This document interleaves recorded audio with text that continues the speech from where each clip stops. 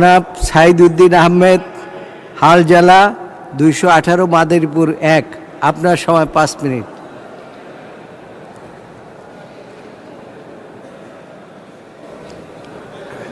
আসসালামু আলাইকুম রহমতুল্লাহি ওয়া বারাকাতুহু। মাননীয় স্পিকার, আপনাকে ধন্যবাদ আমাকে সময় দেওয়ার জন্যে।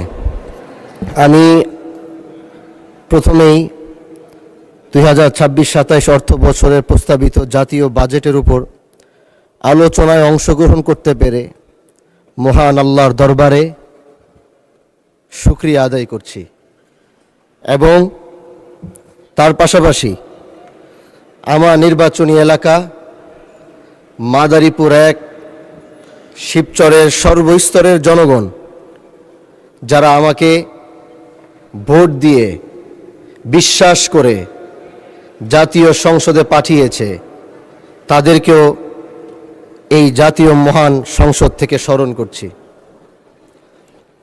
মাননীয় স্পিকার, আপনি একদিন বক্তব্য দিতে গিয়ে পিছনের ইতিহাস টানছিলেন এবং সেই ইতিহাস টানতে গিয়ে আমার বংশের মহান পুরুষ হাজী শরিয়াতুল্লাহর ফরাইজি আন্দোলনের কথা আপনি স্মরণ করেছিলেন। সেই বক্তব্যে আমি শুনেছিলাম। আমি সেই বংশের একজন সন্তান যারা দেশের জন্যে, এই ভারতবর্ষের জন্যে ব্রিটিশ বিরোধী আন্দোলন করেছিল। যেই সম্মানটুকু এই দেশের, এই বংশের পাওয়ার কথা ছিল এই দেশ থেকে, আপনি একজন মহান মুক্তিযোদ্ধা। হয়তো এখানে আরও অনেকে আছেন যারা ক্লাস 7-এ হাজী শরিয়াতুল্লাহর ইতিহাস পড়েছে, যারা 8-এ হাজী শরিয়াতুল্লাহর ইতিহাস পড়েছে, যারা ইন্টারমিডিয়েটে বই পুস্তকে হাজী শরিয়াতুল্লাহর ইতিহাস পড়েছে। কিন্তু মাননীয় স্পিকার, আজকের এই মহান সংসদে দুঃখের সাথে কি বলতে হয় জানেন? সেই 17 বছরে যে ইতিহাস এই দেশের মানুষদেরকে জাগ্রত করত, যে ইতিহাস এই দেশের যুবকদেরকে জাগ্রত করত, যেই হাজী শরিয়াতুল্লাহ তিতুমিদের ইতিহাস এদেশের প্রত্যেকটা মানুষদেরকে দেশপ্রেম শিখাতো, 17 বছরে আমরা দেখেছি সেই ইতিহাসগুলো কাটতে কাটতে আজকে বই পুস্তকে হাজী শরিয়াতুল্লাহ, শাহজালাল শাহপুরানের তিতুমিরের ইতিহাস খুঁজে পাওয়া যায় না। আমি মাননীয় স্পিকার, আমি এই জাতীয় মহান সংসদ থেকে বলতে চাই, যাদের মাধ্যমে আমাদের ভিতরে স্পিড এসেছে, আমাদের ভিতরে দেশপ্রেম এসেছে, তাদের ইতিহাসগুলো যেন আবার আগামীর পাঠ্যপুস্তকে যেন আবার তাদের ইতিহাসগুলো আবার যেন ফেরত আনা হয় এবং আমার দেশের প্রজন্মরা সেটার থেকে সেই ইতিহাস পড়ে দেশপ্রেম যেন আবার তারা জাগ্রত করতে পারে। মাননীয় স্পিকার, আজ এই মহান সংসদে দাঁড়িয়েছি, আমাদেরকে মানুষ ভোট দিয়েছে অনেক ভালোবেসে। প্রবাস থেকে ছেলেরা বলেছে ভোট কিন্তু দিতে হবে তাকে, তারা না হলে টাকা কিন্তু পাঠাবো না, বাবা মারে বলছে, কারণ আমাদেরকে ভালোবেসে।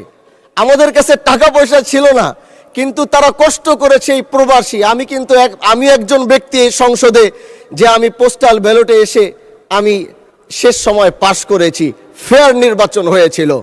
আর সেই প্রবাসীরা ফোন দিয়ে তাদের দুঃখের কথা আমাকে বলে, তাদের সেই কষ্টের কথা যখন শুনি এই জাতীয় সংসদ থেকে, তখন আমার ইচ্ছে হয় আমি আমার সেই প্রবাসী ভাইদেরকে নিয়ে কিছু বলি, যারা তাদের জীবনের, যারা এক একজন ফ্রিডম ফাইটার হয়ে দেশের জন্য কষ্ট করছে, যারা নিজের স্ত্রী পুত্র সন্তান বাবা মাদেরকে রেখে যারা কষ্ট করছে।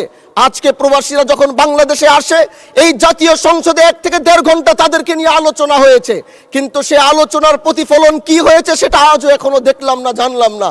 কিন্তু আমরা জানতে চাই, আমরা ফ্রিডম ফাইটারদের পক্ষে কথা বলতে চাই, যারা দেশের পক্ষে লড়ছে, না খেয়ে লড়ছে, ঘাম দিচ্ছে, কষ্ট করছে। এত কষ্ট করার পরেও আমার এয়ারপোর্টে এসে তারা প্রশাসনের হাতে তাদেরকে বেইজ্জতি করা হয়, তারা অধিকার নিয়ে কথা বলতে পারে না। প্রবাসীরা আজ পাসপোর্টের জন্য দিশেহারা হয়ে গিয়েছে, দেশে আসলে আইডি কার্ড হচ্ছে না। এইখানে যারা মন্ত্রণালয়ে বসে আছেন, আমি কি তাদেরকে জিজ্ঞাসা করতে চাই, তাদের প্রতি কি আপনাদের চোখ কি একটু পড়ে না, মায়া কি একটু হয় না, তাদের জন্য কি একটু দয়া হয় না? আমি চাই এই সংসদ থেকে, এই জাতীয় অধিবেশন থেকে আমি বলতে চাই, এই বাজেট অধিবেশন থেকে বলতে চাই, প্রবাসীদের এই সমস্যাগুলো যত দ্রুত সম্ভব মাননীয় স্পিকার সমাধান যেন এই সংসদ থেকে করা হয়, এটা আপনার কাছে আমার অনুরোধ থাকবে। মাননীয় স্পিকার, স্পিকার, এলাকায় কারেন্ট না থাকলেও আমাকে ফোন দিয়ে বলে এমপি সাহেব কারেন্ট নাই কেন, কি যে এক ঝামেলায় আছি এটা আপনাকে বুঝাইতে পারবো না। এই এলাকায় মনে করেন দুইজন মারামারি করে রাতের 3টা বাজে।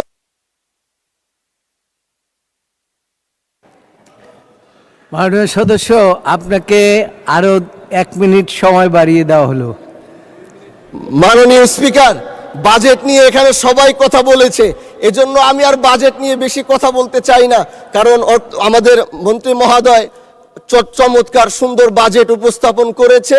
আমি শুধু এতটুকু বলতে চাই, বাজেটটা যেন টেকসই হয়, এই বাজেট থেকে যেন কোনো দুর্নীতি না হয়।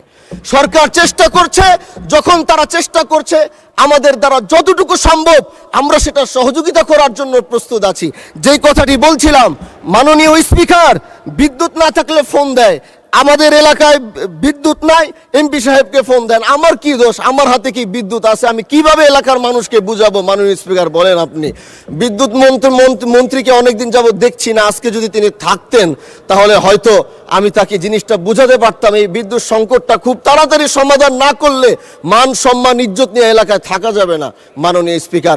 এজন্য আপনাকে ধন্যবাদ। আমার সময় শেষ, কথা অনেক ছিল, বলতে চাইছি পারি নাই। আবার কখনো দেখা হবে। বাংলাদেশ জিন্দাবাদ।